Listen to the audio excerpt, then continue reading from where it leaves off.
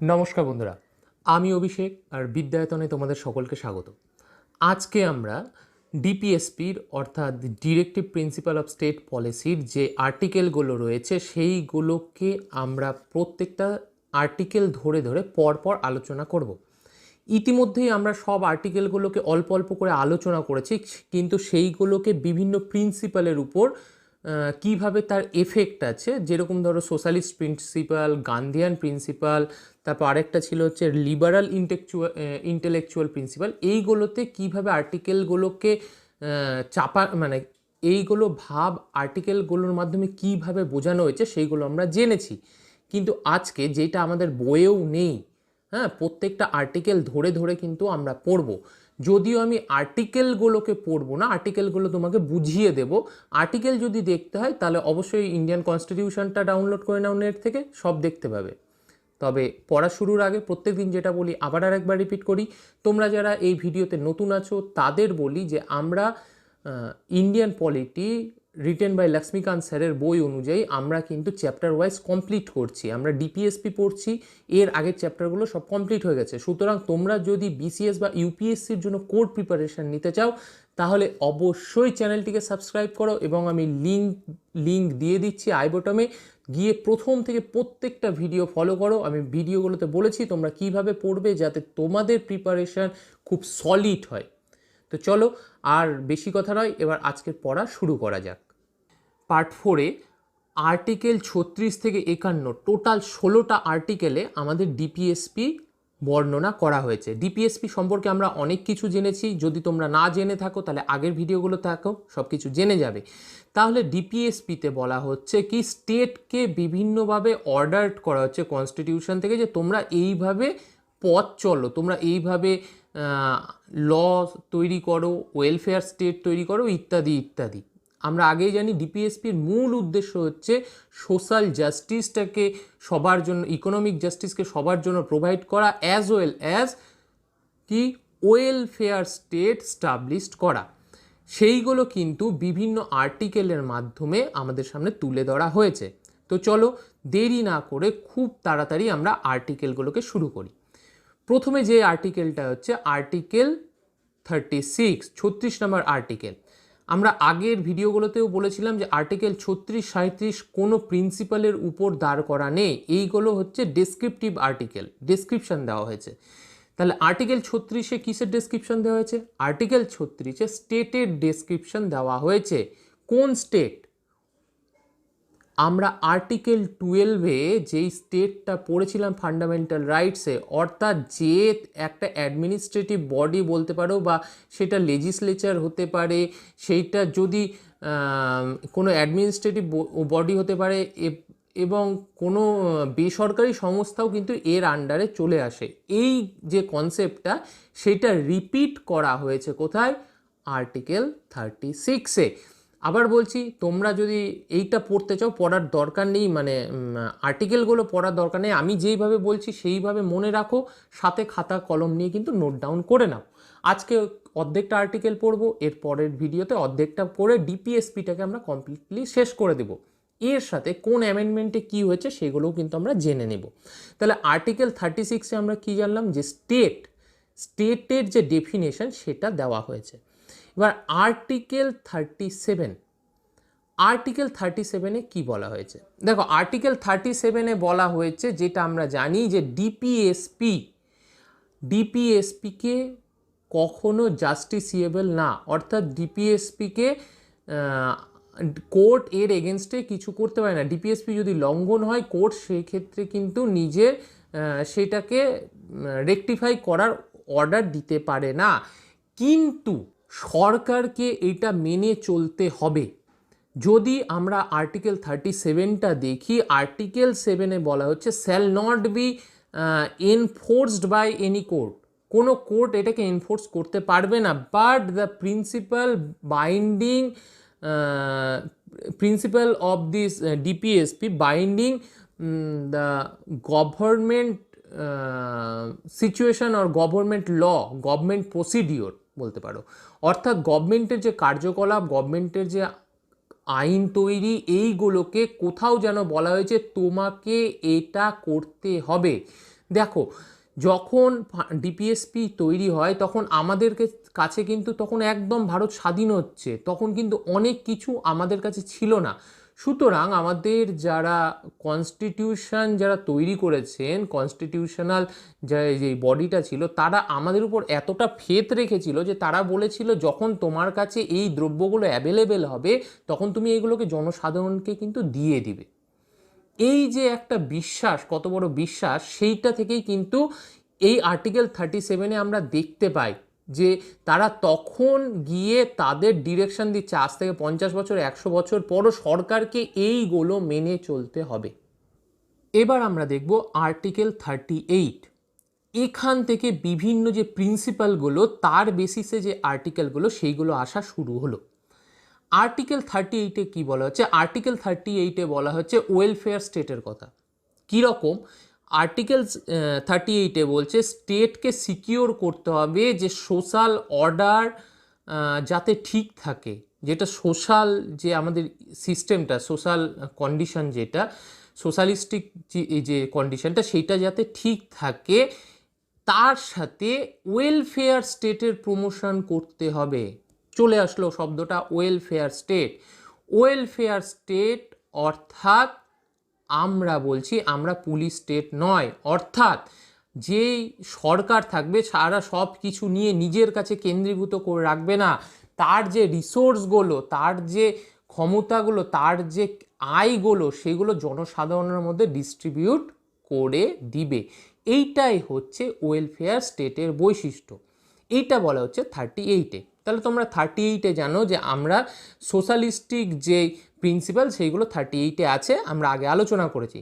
তাহলে তোমরা বলবে স্যার 38-এ তো বললেন সোশ্যালিস্টিক চিন্তাভাবনা, আর আগের ভিডিওতে আপনি বলেছেন যে ইনইকুয়ালিটিকে, তারপর স্ট্যাটাসকে, ফেসিলিটিকে নর্মালাইজ করতে হবে, মিনিমাইজ করতে হবে যাতে বৈষম্য না থাকে। এটা কোথায় গেল? এটা তো এখন বলছেন না। তাহলে অরিজিনাল কনস্টিটিউশনে কিন্তু এইটার উল্লেখ ছিল না। এটা কখন আসলো? এইটা আসলো 1978-এ 44তম কনস্টিটিউশন অ্যামেন্ডমেন্টের মাধ্যমে। কে আনলেন? মোরারজি দেশাই।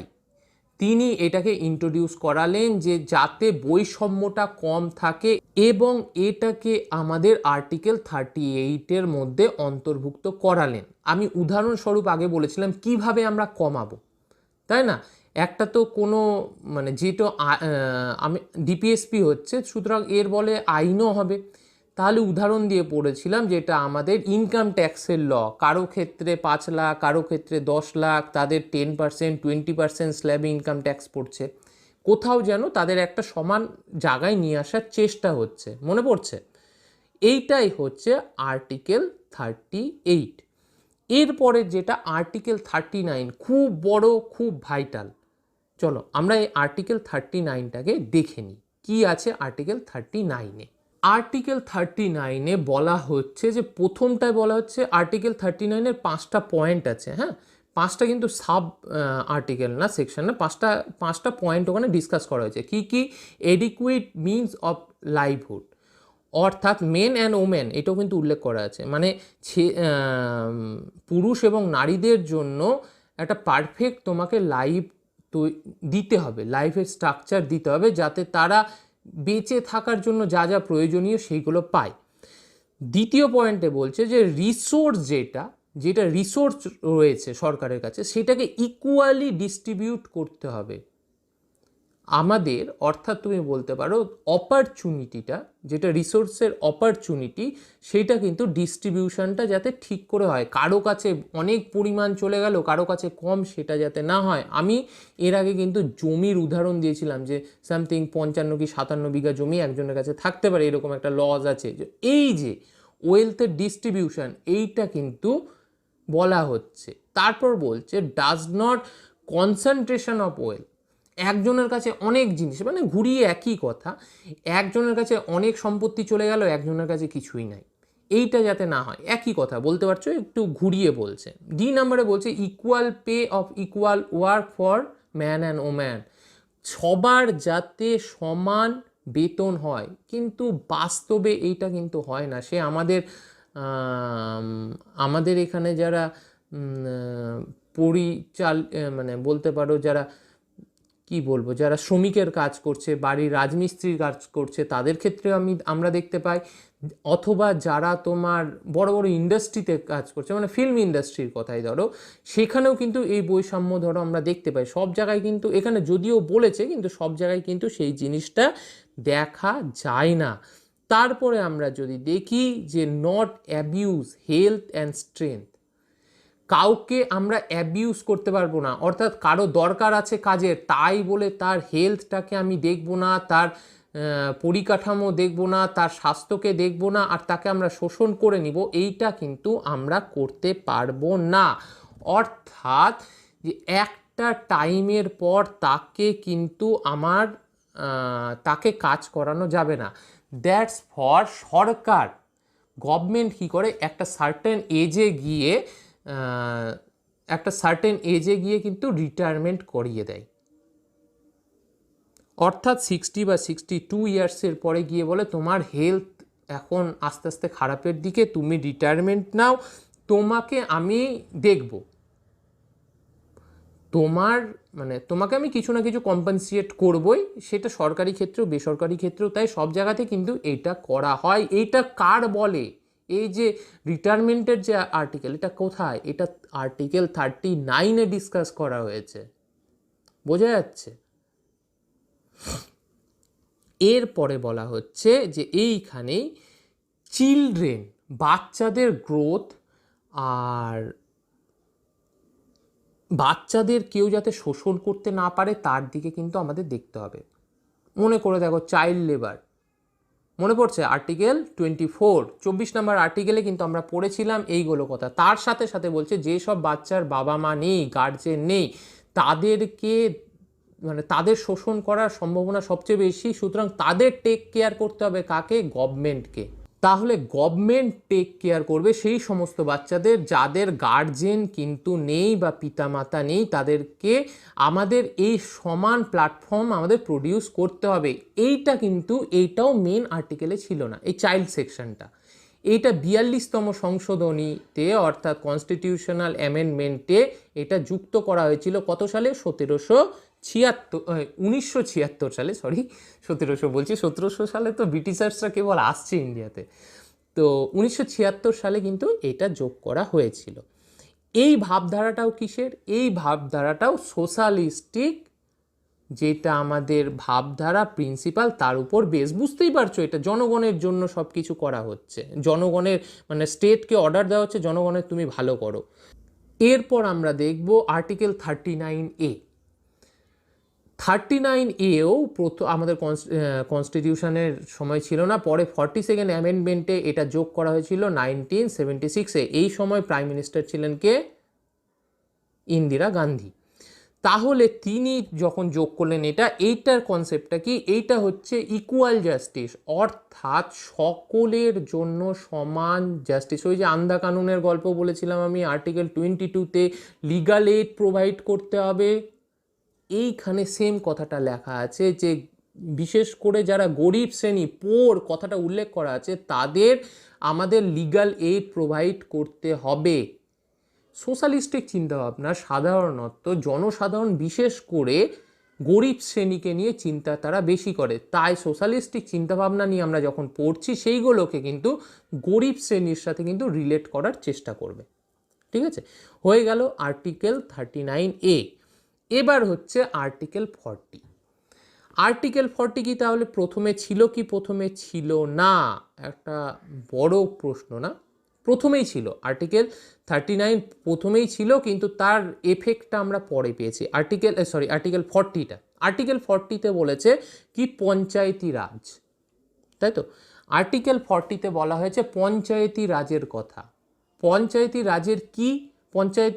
পঞ্চায়েতি রাজ গঠন করার কথা না, গঠন করার কথা নয়, বলা হয়েছে যে পঞ্চায়েতের হাতে লোকাল স্তরে বিভিন্ন ক্ষমতা প্রদান করতে হবে, যেগুলো নেসেসারি তোমার অ্যাডমিনিস্ট্রেটিভ পাওয়ার, সেইগুলো প্রদান করতে হবে।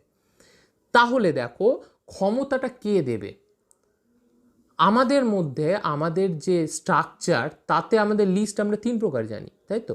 Central list, state list, concurrent list. তাহলে পঞ্চায়েতের হাতে কোন ক্ষমতা যাবে? পঞ্চায়েতের জন্য আলাদা করে লিস্ট তৈরি হবে না।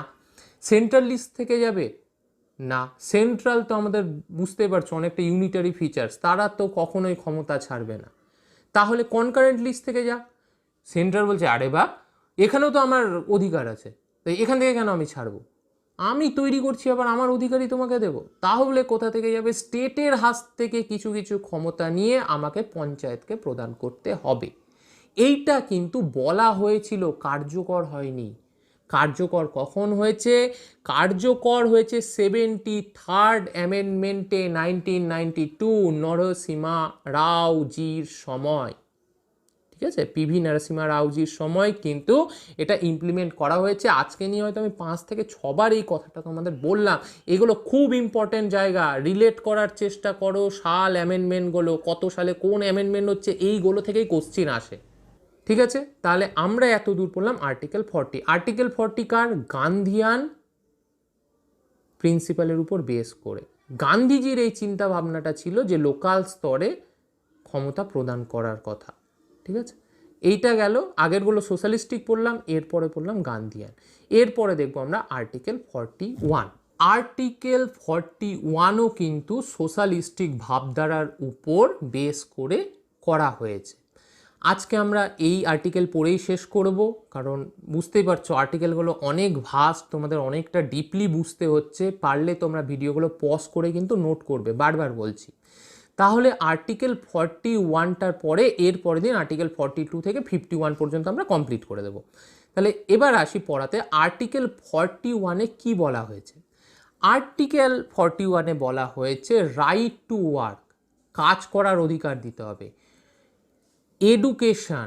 এডুকেশনের অধিকার দিতে হবে। And to public assistant to the certain class. বলছে কি পাবলিক অ্যাসিস্ট্যান্ট মানে যার প্রয়োজন তাকে সহায়তা করতে হবে। কে করবে? স্টেট। কিন্তু স্টেট কি সব কিছু করবে? দেখে নিই আমরা। দেখো কীরকমভাবে বলা হচ্ছে যে কাজ করার ক্ষমতা দিতে হবে। খুব ভালো কথা, তুমি কাজ করছো, সে অধিকার আছে, গিয়ে তুমি কাজ করো, কোনো অসুবিধা নেই। এডুকেশন দিতে হবে, ও আছে তো 21-এতে আছে কম্পালসারি এডুকেশন, স্টেট করছে। তারপর বলছে পাবলিক অ্যাসিস্ট্যান্ট দিচ্ছে কি দিচ্ছে না? স্টেট অবশ্যই দিচ্ছে। বার্ধক্য ভাতা দেয় তো, ইন্ডিয়ান গভর্নমেন্ট দেয় তো, বার্ধক্য ভাতা দেয় তো, বা স্টেট গভর্নমেন্ট যেই হোক। তারপর তোমার বেকার ভাতা, বিধবা ভাতা দিচ্ছে তো। যাদের প্রয়োজন তাদের কিন্তু ঠিক দেওয়া হচ্ছে। এবার গল্প হচ্ছে, কেউ কেউ বলবে স্যার ও তো 500-700 টাকা দেয়, আজকালকার দিনে এইটা টাকার কোনো মূল্য আছে? নাই। ঠিক আছে, 500-700 টাকা সত্যি আজকালকার দিনে কিন্তু মূল্য নাই। কিন্তু তাহলে বলবে স্যার কানাডা বা অন্য কিছু দেশ আছে যেখানে মাথা পিছু পার মান্থ $2000 করে দিয়ে দেওয়া হয় ওখানকার নাগরিকদের, ওরা তো বহাল তবিয়াতে আছে।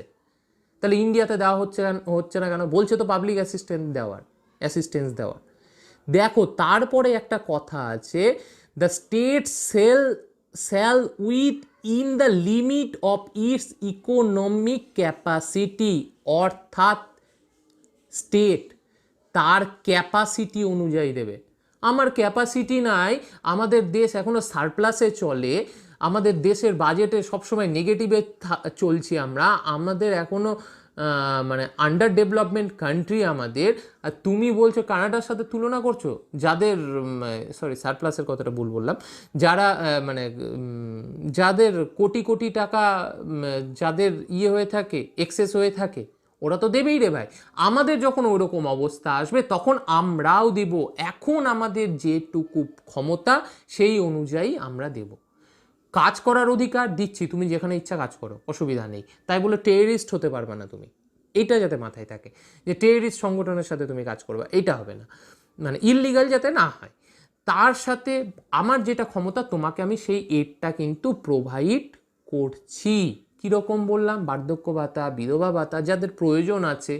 তারপরে ধরো ইত্যাদি আরও যেইগুলো আছে। আমাদের পশ্চিমবঙ্গে চলছে এমপ্লয়মেন্ট, কী বলে, আনএমপ্লয়মেন্টের একজন হয়তো কিছু দিচ্ছে, ভুলে গেছি আমি নাম। যাই হোক, এইটা নিয়ে একটা মনে রাখো, এইটা নিয়ে কিন্তু একটা কেস ছিল, Algar tennis versus Bombay municipality কোর্টের একটা কেস ছিল। কেসটা কীরকম ছিল? কেসটা বলা হচ্ছিল যে এটা যে ফুটপাতে লোক বসে না, তাদের নিয়ে কেসটা হয়েছিল, যে বোম্বে কর্পোরেশন তাদের উঠিয়ে দিচ্ছিল। তো সুপ্রিম কোর্টে গিয়েছিল কেসটা, বলছে যে চলো আমাদের তো কাজ করার অধিকার আছে, এই দিচ্ছে। তো সুপ্রিম কোর্ট তখন বললো যে তোমরা করতে পারো, কিন্তু তুমি তো অন্যর প্রপার্টি দখল করে তো তুমি কাজ করতে পারবে না। আশ্চর্য ব্যাপার, তুমি যেটা গভর্নমেন্ট প্রপার্টি সেখানে তুমি আনঅথরাইজডলি বসে কাজ করবে। এবারে এরা বলছে যে ঠিক আছে স্যার, আপনি যেটা বলছেন সেটাও ঠিক, তাহলে আমাদের কাজ করার অধিকার রয়েছে, তাহলে কাজ করার জন্য আমাদের জায়গা দেওয়া হোক, কাজ দেওয়া হোক। বলছে আরে বাপ, তোমাদের তো বলা হয়েছে যেটুকু আমার ক্ষমতা রয়েছে স্টেটের তার মধ্যে দিব, তার উপরে গিয়ে কিন্তু আমি দিতে পারবো না, যখন হবে তখন আবার দিব। বোঝা যাচ্ছে? এইটা হচ্ছে আর্টিকেল 41 এবং সোশ্যালিস্ট ভাবধারার উপর কিন্তু এইটাও এসেছে। তাহলে আজকের মতো ভিডিও এখানেই শেষ করি, দেখা হচ্ছে আবার পরের ভিডিওতে। তবে তার আগে বলে রাখি, অবশ্যই চ্যানেলটিকে সাবস্ক্রাইব করবে এবং ভিডিওগুলো কেমন লাগছে কমেন্টের মাধ্যমে কিন্তু অবশ্যই জানাবে, সাথে শেয়ার করবে। আর এই চ্যাপ্টারগুলো বইয়ে নিয়ে আজ আমি যেটা পড়ালাম সেটা কিন্তু যদি প্রয়োজন মনে হয় খাতায় নোট ডাউন করে নেবে। তাহলে আজকে এখানেই রাখি, শেষ করি, দেখা হচ্ছে পরের ভিডিওতে। নমস্কার।